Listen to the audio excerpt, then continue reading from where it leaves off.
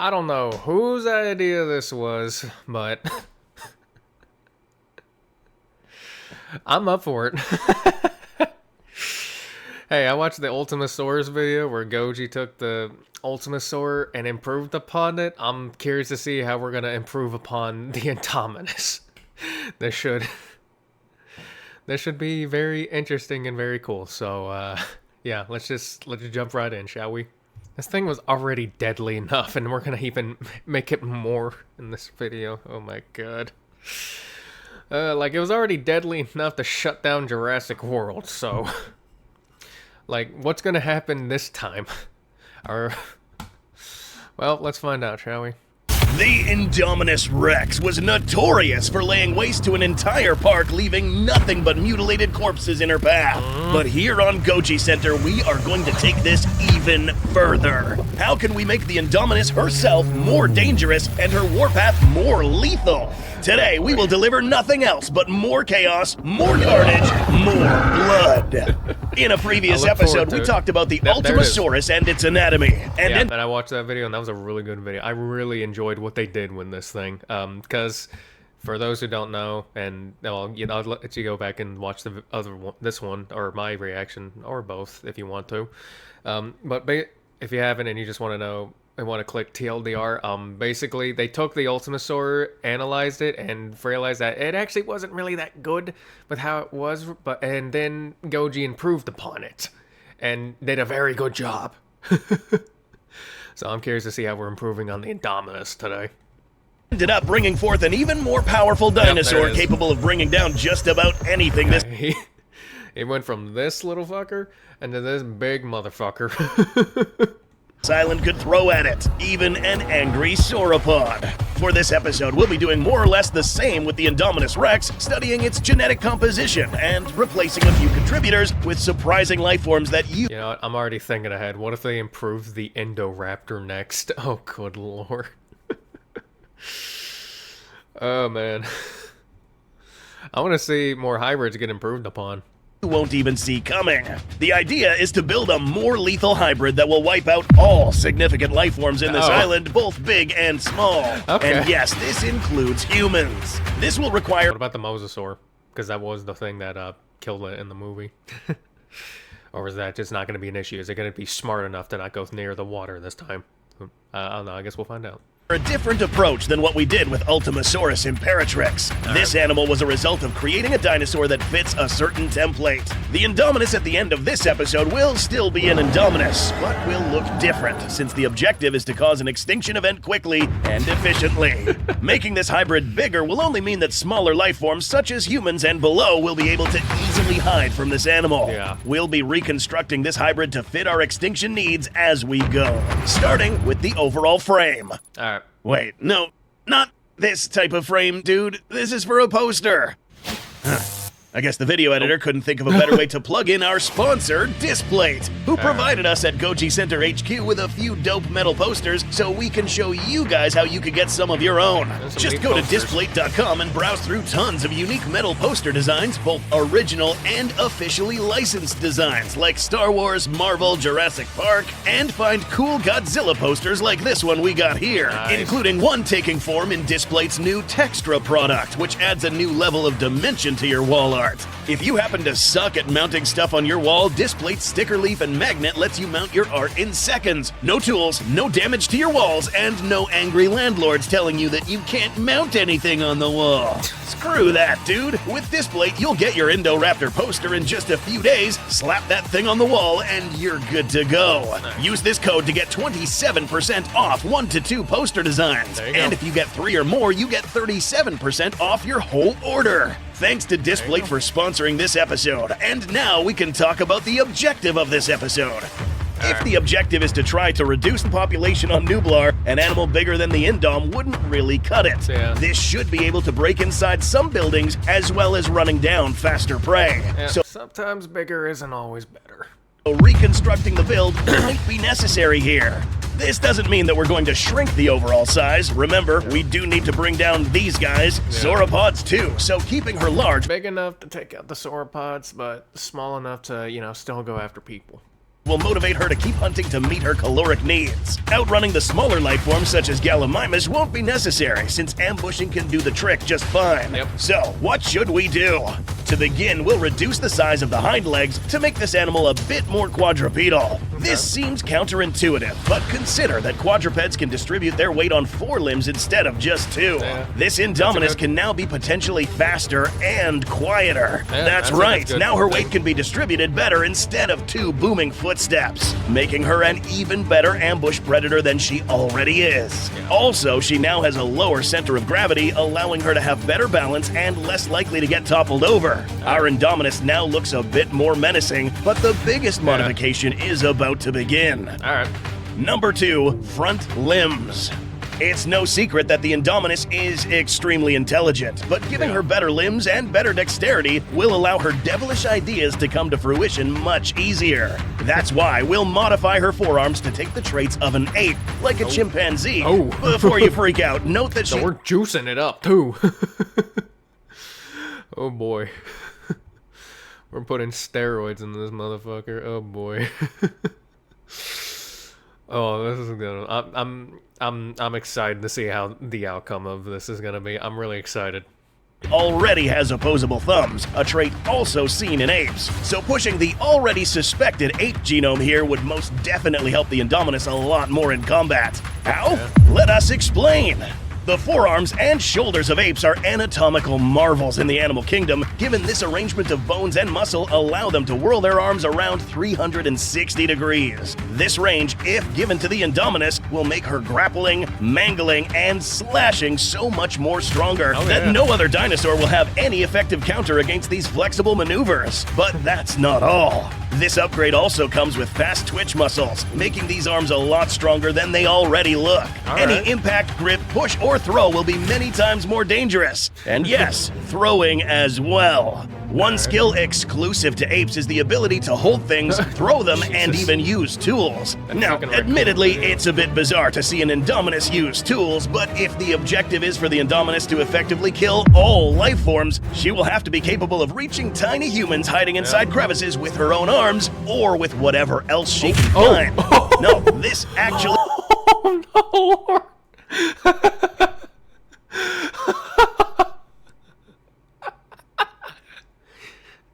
I am thoroughly enjoying this already. can happen. In the real world, chimps have been observed fashioning spears to jam into cramped spaces, impaling the small animal. I've been enjoying this. My enjoyment just keeps on rising higher. Inside. Because of the ape genome coupled with the shorter hind legs, our Indominus will now move a little differently when she's walking.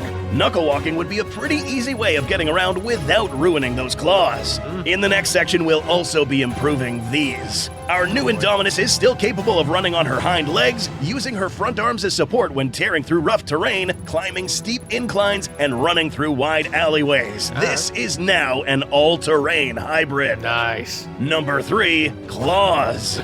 Now to the business. I cannot wait to see the improvement on this, because claws, I love claws, man. Claws are fucking awesome.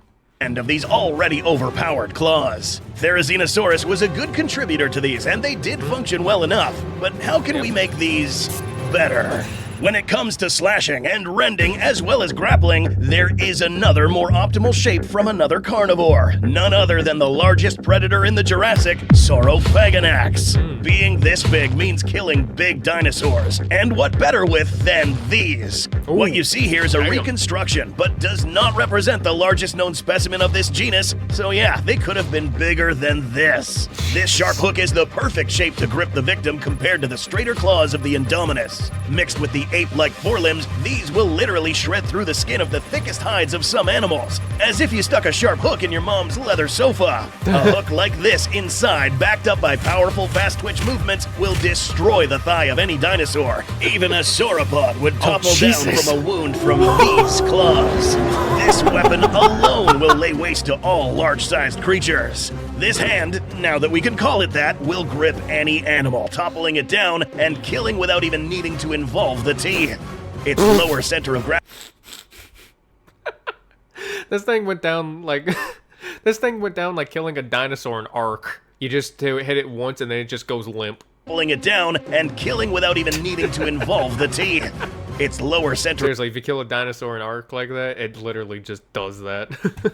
God, I really want to play Ark. I need to get that new fucking PC so I can play Ark. Gravity aided by a wider stance will make it impossible for any herbivore or even large carnivore to flank this creature.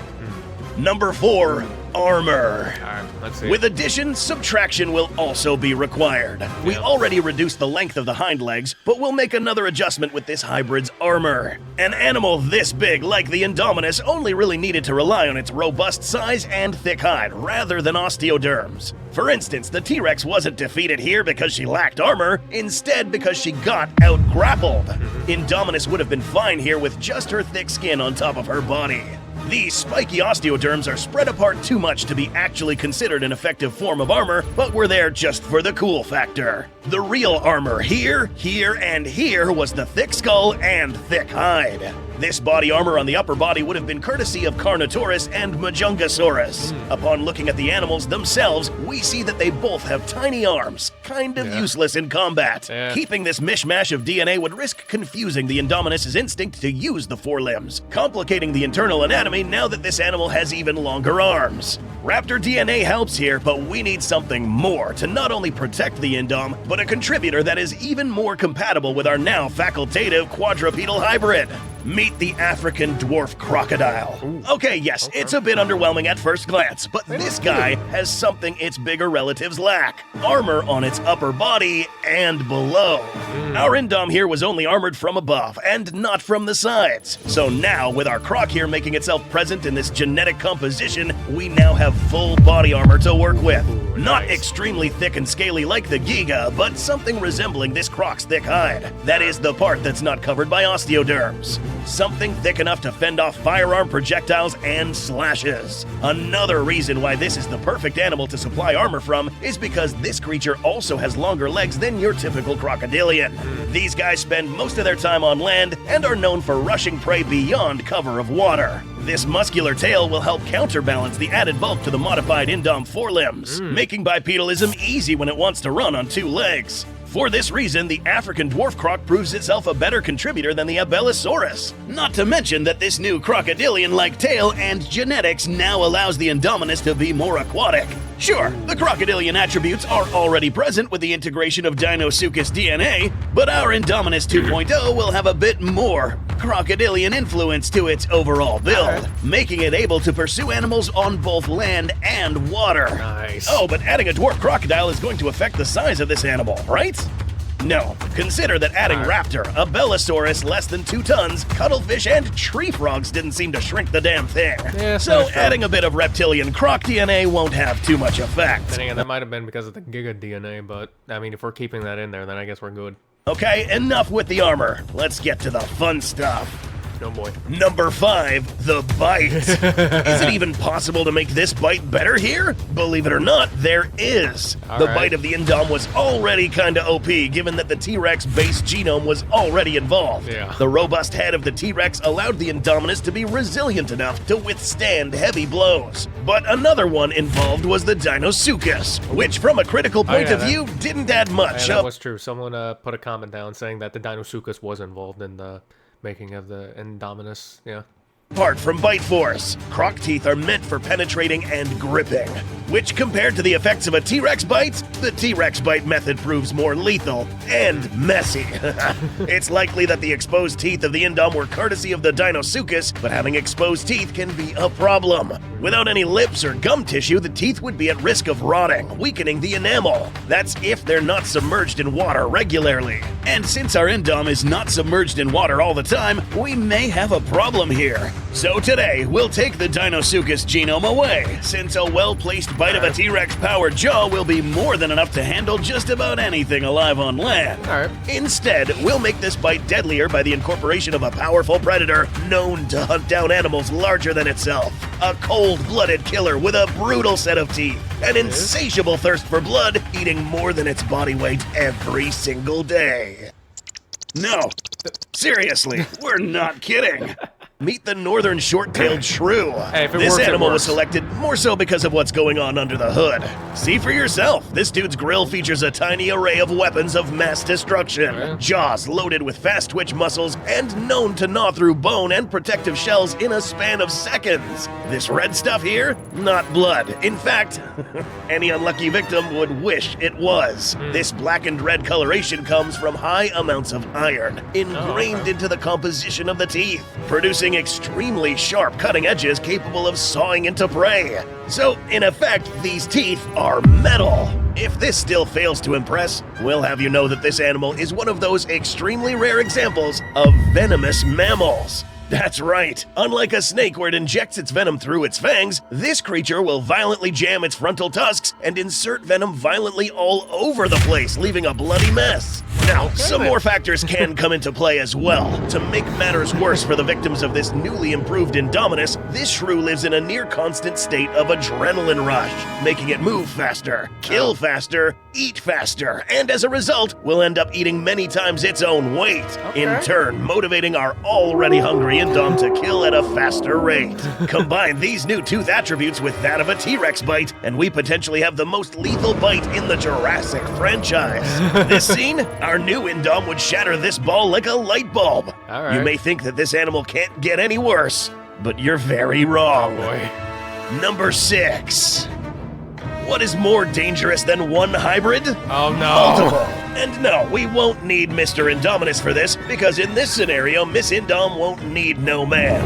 Admittedly, the Indominus in Jurassic World may have possibly had this ability genetically blocked per se, as to not repeat the same mistakes made in Jurassic Park, where these raptors started breeding without a male counterpart. We aren't sure of this, but to make this more interesting, we'll allow this ability to play out in order for our new Indom to produce more clones of herself. Oh, boy. By adding some whiptail lizard into the mix, an animal known for deliberately reproducing without a mate. This has been seen before already with the Indominus Rex via parthenogenesis. Really? The Scorpios, however, would undergo a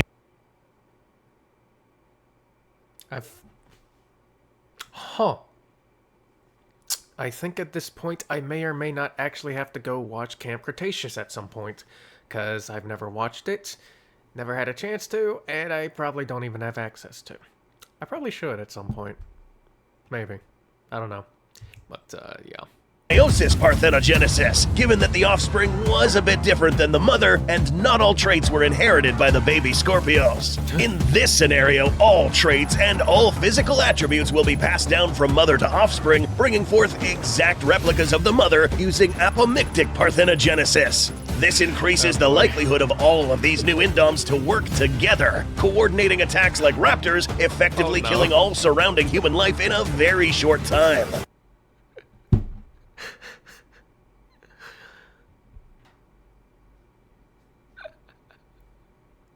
No one's getting off that island alive with these fuckers running around. No one is getting off that island alive. Like, they are all screwed. Especially if they decide to do a coordination attack where they attack all transport vehicles first, because then they have no way of getting out, and then what are they gonna do? They're just screwed at that point. Oh boy. Then again, I guess they could call in more with communication devices. That'd be something else they'd have to try to figure out. But that is if they know how to and know what those are in the first place. So that's less likely to happen. But if they did know about it and they took out the transportation and then the communications, they're kind of screwed, aren't they? And who knows, maybe there would be some way where they could figure out how to do that. Maybe they could. Or, alternatively, in another scary way, maybe they'll figure out how to use it to bring more humans here. Okay, I'm going crazy now. That's not... yeah, I don't think that would happen, but I'm I'm thinking crazy now. Okay, anyways, let's get back in the video. Not to mention, these guys are smaller, faster, able to run through hallways in smaller areas, able to grow at much faster rates than your normal dinosaur, and even if the mother dies or gets killed, she'll just end up getting replaced by another identical hybrid. Yep, another alpha will take place. can also reproduce. Yep. These smaller hyper-adrenalized hybrids will end up sweeping the island, bringing down medium-sized creatures via coordinated attacks. In no time, the human and dinosaur population will be rendered down to very few. Yeah, turning like it's just gonna be a mass genocide here. this island sweep into a search and kill operation. We've successfully created an animal that can cause an extinction-level event in this island. Oh, yeah. But there's a chance we could turn this into a global catastrophe. Oh no. Number 7, Oh plague. no. Oh no. With so much carnage and bloodshed happening in this island, it will be inevitable for disease to spread. The putrid I was gonna say they're gonna run out of food because they're gonna kill everything, and then there's gonna be nothing left. So they're gonna have to try to figure out how to get to the mainland. And since they have some aquatic shit in them, maybe they could swim all the way there. Well, maybe, I don't know. Probably not. Well, I don't know. scent of rotting corpses fills the air as hordes of blood-stained Indominus Rexes run around looking for the next thing to kill. One nasty aspect when it comes to genetics is that when dealing with life forms, the microscopic ones are infinitely harder to control. We're talking about viruses. To put this very, very simply, viruses hijack cells and the DNA chain to make copies of themselves. They leave traces of themselves in the host, and the host will leave traces of itself in the virus. So they both exchange information, basically. When the virus jumps to another different species, it will die off because it was not able to replicate. But if it does replicate, then a new strain is made, which can be terrifyingly deadly to this new infected species. What does this have anything to do with our Indominus extinction event? Over 61% of all major viruses and bacteria-borne diseases started out in one type of animal before jumping to humans. Consider that the Indominus would be a large-bodied predator roaming over a large area, miring itself with all sorts of diseases, bacteria, fecal matter, blood, and all sorts of pestilent elements. And since it's a hybrid, it will pick up all sorts of bacteria from both birds and mammals. Rabies, avian pox, flu, and the moment one unlucky human just gets near a place an Indominus has been, drinks the same water, or just breathes the same air, then this dude risks getting contaminated and spreading it out to his companions. But wait, this guy is a human. How did this hybrid infect this human? Well, if you remember, our ape genetic contribution earlier also serves a different purpose, bridging or breaking a genetic barrier for a virus to potentially affect humans, producing a deadly strain spreading amongst anyone who manages to escape the island, both bird and human alike, leaving That's gonna be a new COVID. Like, damn. Maybe even worse. And this right here is why we don't play God. Because of shit like this. millions of dead life forms in its wake. Oh man, that was a that was a really great video. I absolutely love that. Whew. You know, when you start to think about it a lot more, you're kind of really glad that these things don't exist. And there's my dog. Anyways, if you enjoyed the video as much as I did, go check out the original one and go support Goji Center because this was amazing. And don't forget to like, comment, subscribe, and I gotta go take care of my dog, so yeah. Anyways, if you like the video, like, comment, subscribe, check out the... I can't do an outro for shit, can I? Check out the original video, like, comment, subscribe, have a good day, and I'll see you in the next one. Goodbye!